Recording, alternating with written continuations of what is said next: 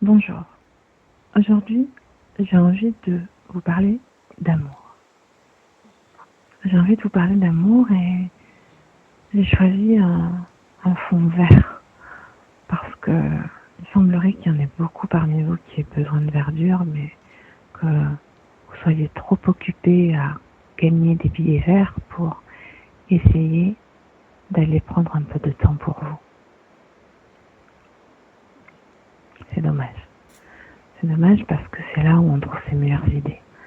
C'est là où le système nerveux réussit à se réguler et c'est là où on retrouve sa paix intérieure. Donc, je vous mets un peu de verdure et je me dis que ça doit pouvoir aider au moins 48% de la population qui est en burn-out et qui ne sait pas comment en sortir. Mais parlons d'amour. Il semblerait que l'amour, ça soit le seul sujet qui préoccupe toutes les populations du monde. Mais toutes, vraiment. Et s'il n'y avait pas nos malades mentaux qui nous dirigent là et qui organisent des guerres à l'autre bout de la planète, eh ben, on n'aurait pas toutes ces populations qui se déplaceraient clairement.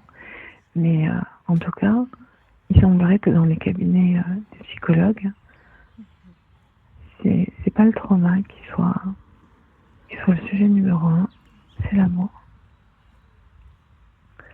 Et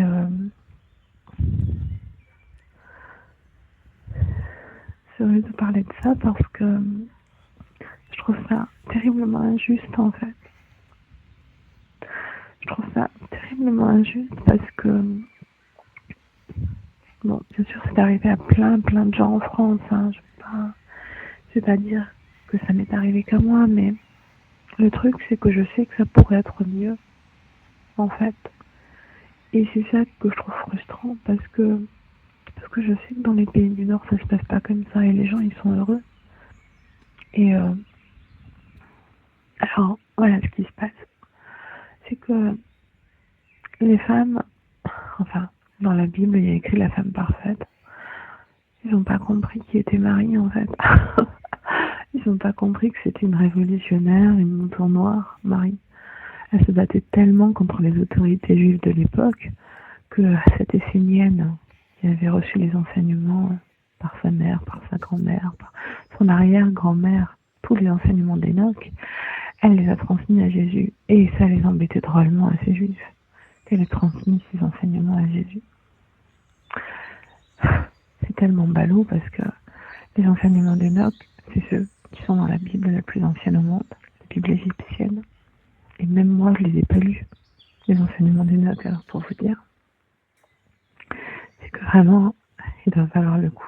Mais bon, quoi qu'il en soit, toute la population, surtout pour la première fille de l'Église catholique, toute la population croit à des balivernes sans comprendre que c'est pas les religions qui comptent, c'est l'amour entre les peuples.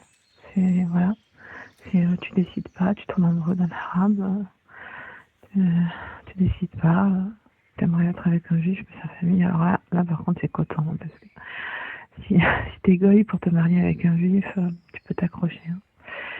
Mais bon, tu vois le truc. Et alors, ces malades qui nous gouvernent, ils déplacent des populations, mais le seul sujet, c'est l'amour. Donc, je parle de ça parce que, à cause de ça, il y a ce passage de la femme parfaite qui est repris par tout le monde comme si c'était une évidence. Ce qui fait que, pour les hommes, la femme parfaite, c'est celle qui fait la popote. C'est celle qui s'occupe des enfants sans trop chouiner, qui doit être tellement parfaite, toujours souriante, jamais criante, jamais un mot plus haut que l'autre, à tel point que même chez les homosexuels, il y en a qui vont vous dire « Ah, mais je verrais pas une femme genre Christine Lagarde. » Excusez-moi, Madame Lagarde, mais bon, il faut bien dire que pour réussir, il faut avoir des caractéristiques d'homme, hein, même avec de l'amour. il faut avoir des caractéristiques un peu d'homme. Et ça, beaucoup de femmes, en fait, c'est impossible en fait. Vous me demandez de faire le grand écart à la plupart des femmes qui, elles, ont appris à être des femmes. Et c'est très dur d'en sortir, je le sais, parce que moi j'ai vécu, j'ai eu la chance, j'ai eu la chance de faire des études, et malgré ça, je ne me retrouvais pas à ma place. Je devais agir comme un homme. Et ça, c'est contre nature, en fait. Mais bon, ce que je veux dire, c'est que selon l'époque à laquelle on a été éduqué, on voit le monde différemment et pourtant il est tout à fait pareil. Tout ce dont on a envie, c'est d'amour, en fait. C'est des divisions, on n'en veut pas.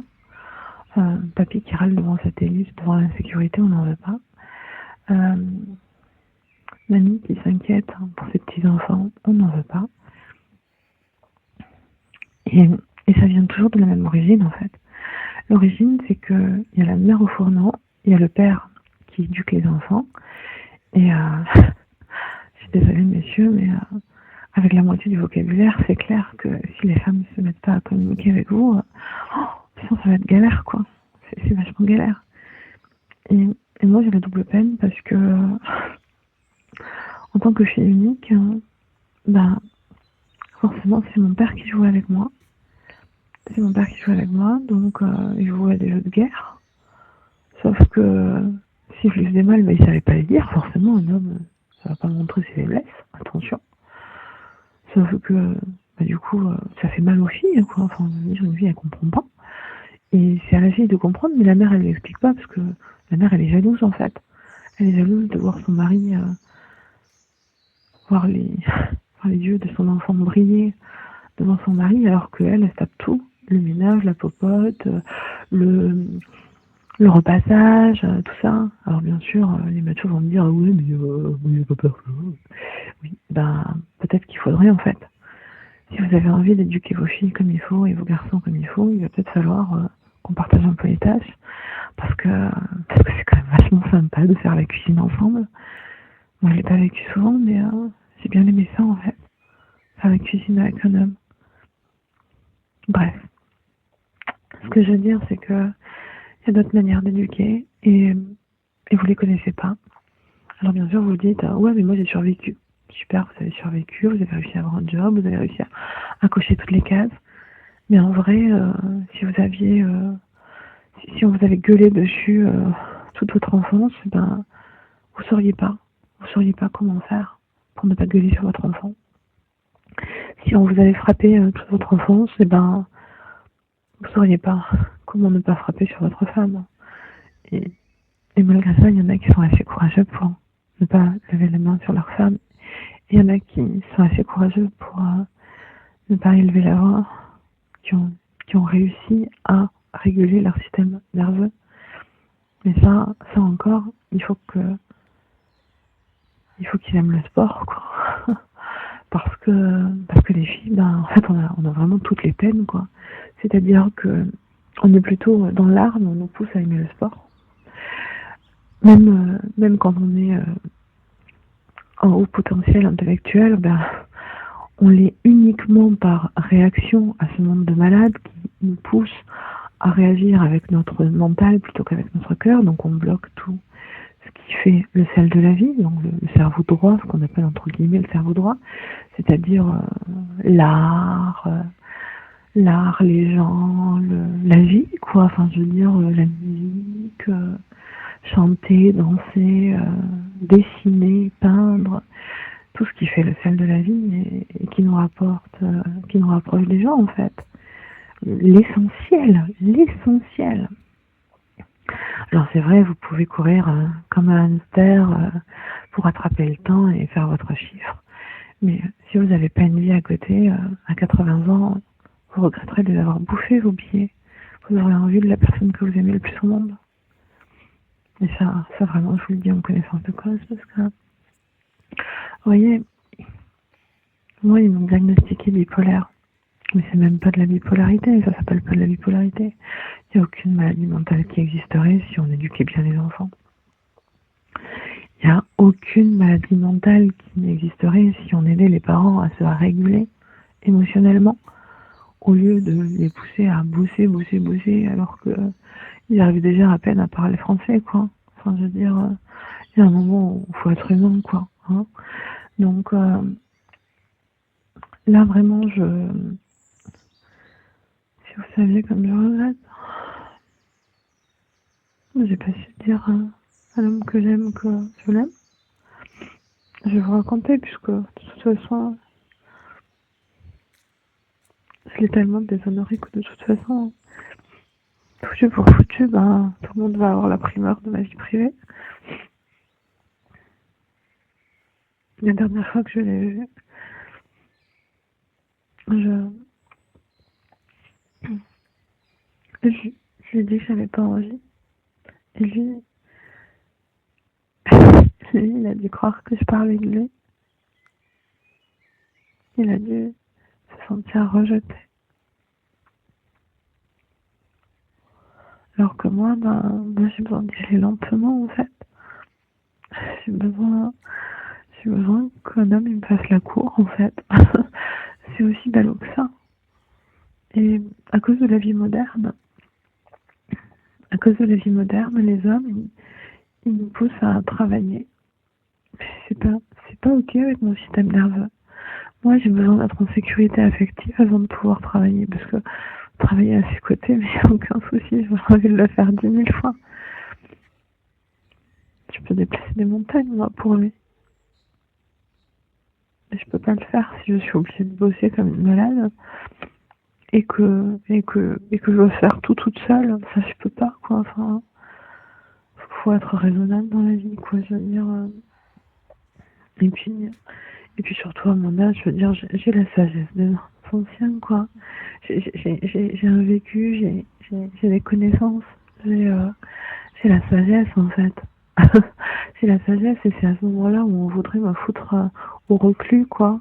Une femme qui est désagréable, on va dire de tous les services. Mais vous êtes complètement malade, les pauvres gars. Comment vous allez faire, vous, quand ça va vous arriver, quand vos hormones vont se dérégler? Comment vous allez faire, sérieusement, quand vous serez en fin de vie et qu'ils voudront vous euthanasier, tout ça, parce que vous répondez plus aux critères de gentillesse couramment institutionnalisés par des gens qui, de toute façon, vous manipulent? Mais il faut arrêter le délire. Hein. Je veux dire, il y a un moment où peut-être qu'il faut l'admettre, c'est le système qui est malade. Les gens, ils sont normaux, ils sont naturellement humains, eux. Voilà. Et, euh, et moi, franchement, j'en ai marre. J'en ai marre de voir ces institutions en train de décider pour nous, tout le temps.